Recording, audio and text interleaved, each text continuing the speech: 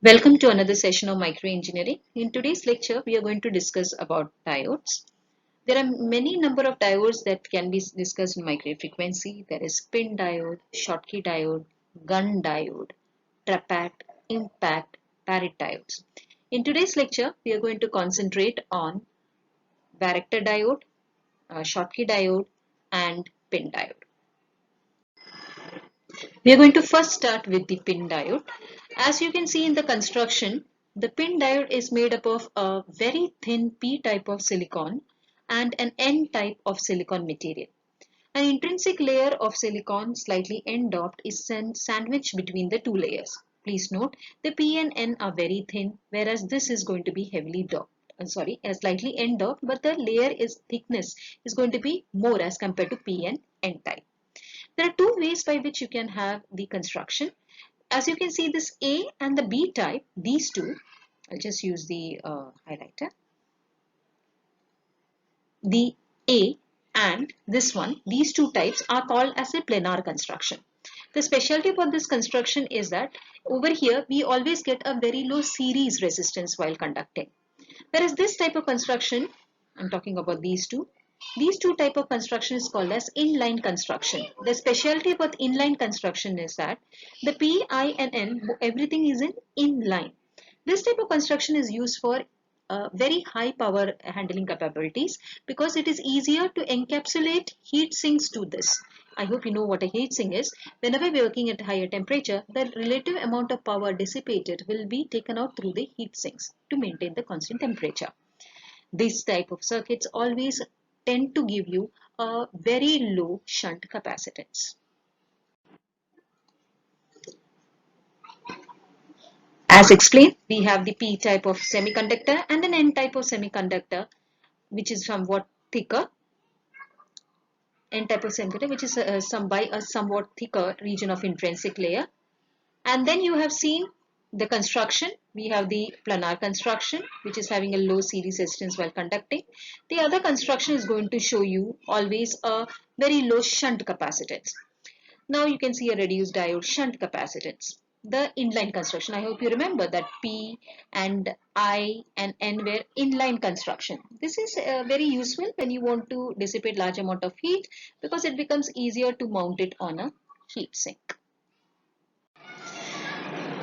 About the operation of working of a pin diode, we have already seen the construction details. In operation, it has always been seen that the pin diode is always shown as a variable resistor.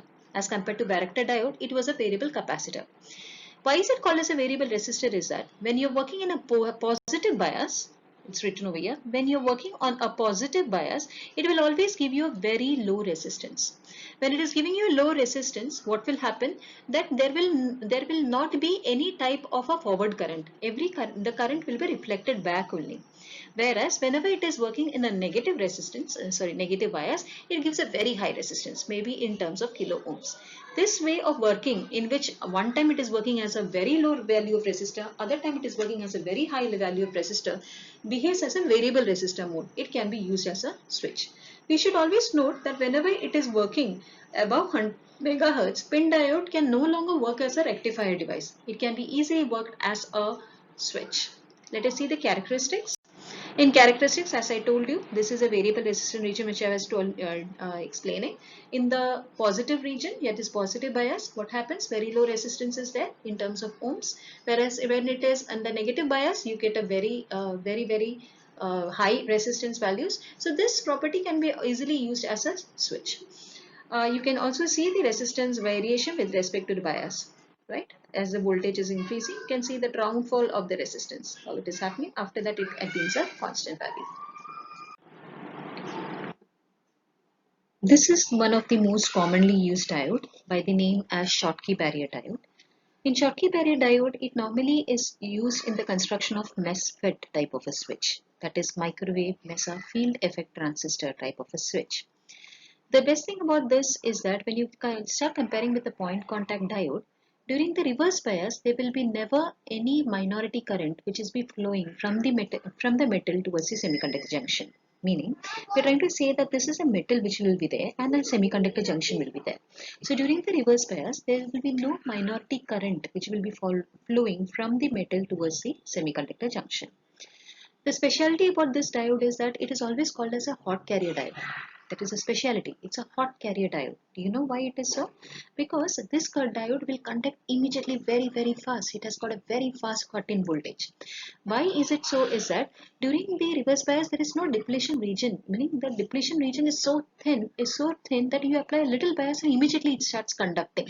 So this, it's called as a hot carrier diode. And the number of electrons that will be flowing from the semiconductor junction towards the metal, is so fast, and it's in such an abundance that it is more than the electrons which is already present in the metal itself. Hence it's called as a hot carrier diode. As explained before in the last diagram, same thing is explained over here. It is called as a Schottky barrier diode. You can see over here advantage, there are no minority carriers. I told you towards the reverse bias. As a result, depletion region is very, very thin over here. So a little bit of cut in voltage, immediately your diode will start working. Secondly, in the construction for the metal, which type of metal you can use? You can use a thin layer of titanium and surrounded by gold for protection and has a very low ohmic resistances. It is also called as a hot carrier diode, before as I told you, because this semiconductor to the metal have a very high energy level than the electrons which is present in the metal diode itself. Hence, this diode is called as a Schottky diode.